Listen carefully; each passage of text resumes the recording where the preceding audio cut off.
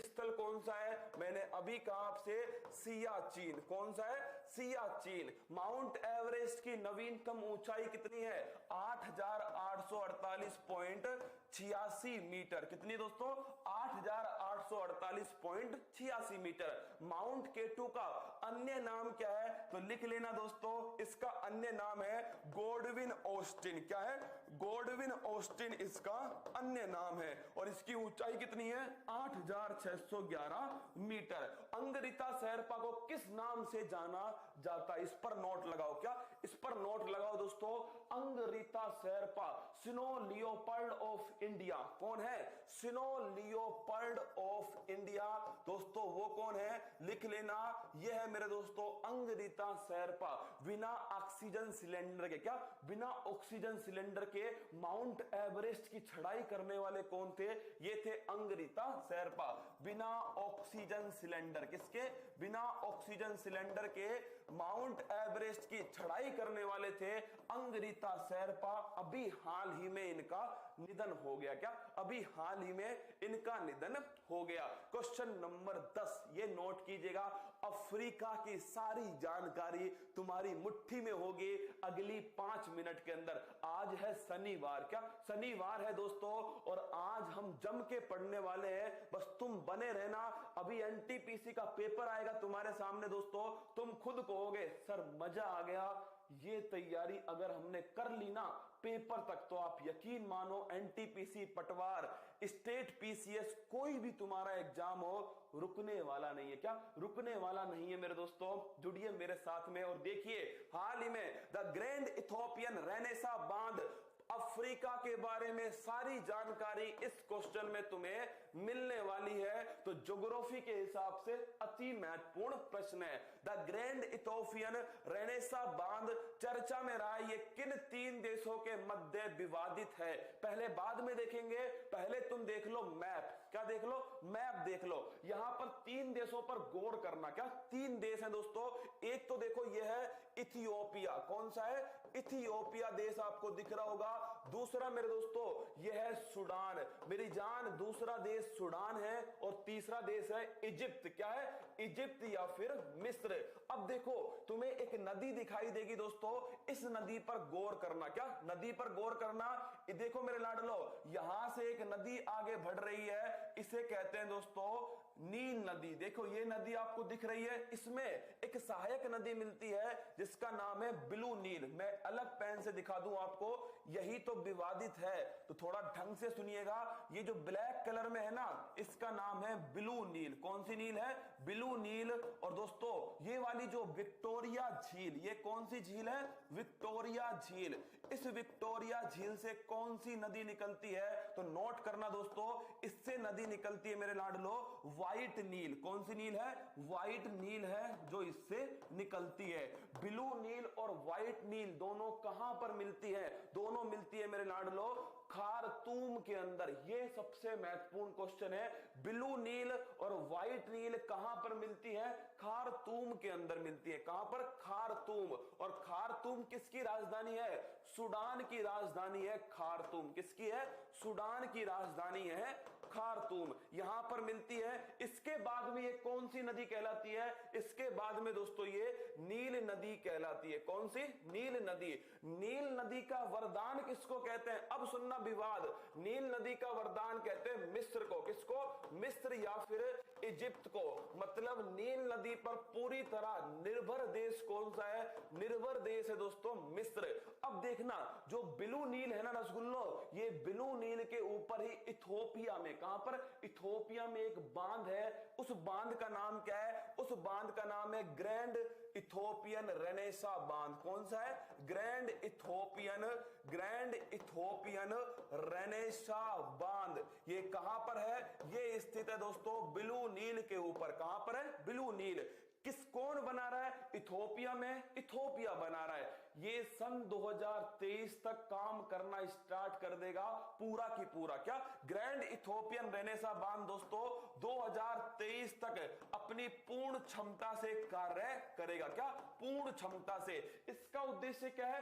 ऊर्जा का निर्माण करना इसका उद्देश्य। अब सुनना मेरी बात को, इसका उद्देश्य है ऊर्जा, इसका निर्माण करेगा दोस्तों ये बांध। लेकिन जब बांध बनेगा तो भाई साहब क्या होगा आपको पता है? पानी रुकेगा। क्या इस ब्लू नील का पानी रुकेगा, और जब इस ब्लू नील का पानी रुकेगा तो अंत में किसको समस्या होगी? मिस्र को समस्या होगी।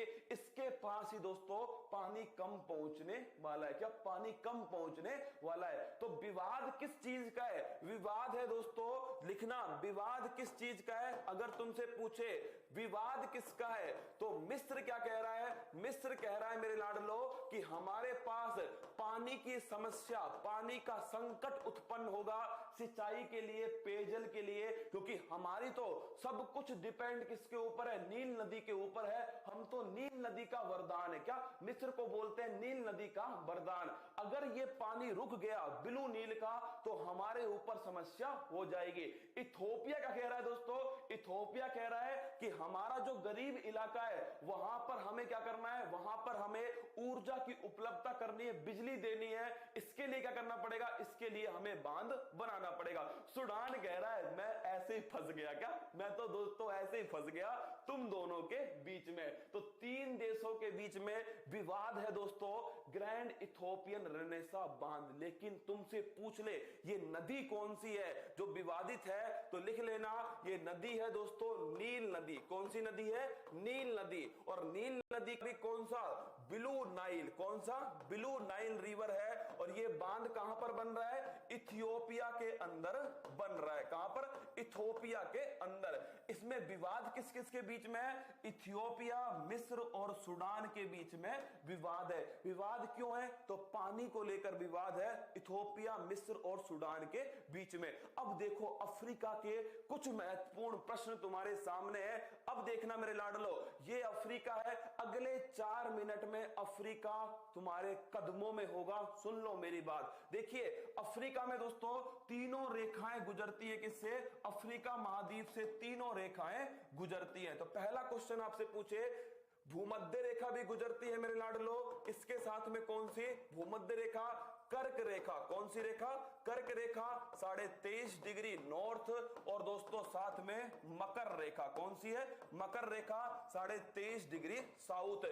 भूमध्य रेखा पर कौन सी झील स्थित है? अच्छा क्वेश्चन है। विक्टोरिया झील। लिखना विक्टोरिया झील जो है ये दोस्तों भूमध्य रेखा पर स्थित है।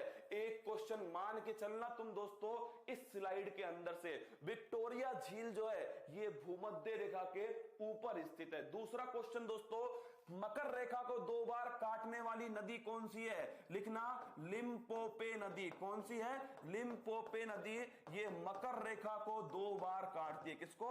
मकर रेखा को 2 बार काटती है लिम्पोपो नदी। यहीं पर दोस्तों एक मरुस्थल है, कालाहारी मरुस्थल। कौन सा है रसगुल्लो? लिखना कालाहारी मरुस्थल। और इस कालाहारी मरुस्थल में कौन सी जनजाति रहती है?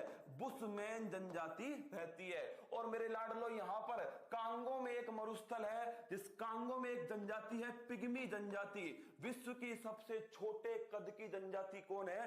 पिग्मी। लिख लो विश्व की सबसे छोटे कद की दोस्तों जनजाति है पिग्मी, जो कांगो के आसपास रहती है। क्या? कांगो के आसपास रहती है। ये अफ्रीका है दोस्तों जो तुम्हें पता होना चाहिए। लेकिन एक क्वेश्चन जो वन ऑफ द मोस्ट दोस्तों इंपॉर्टेंट क्वेश्चन है वो है मेरे लाडलो, लिख लो दोस्तों, लिखना यहां पर अफ्रीका हॉर्न किसे कहते हैं? क्या? Africa horn.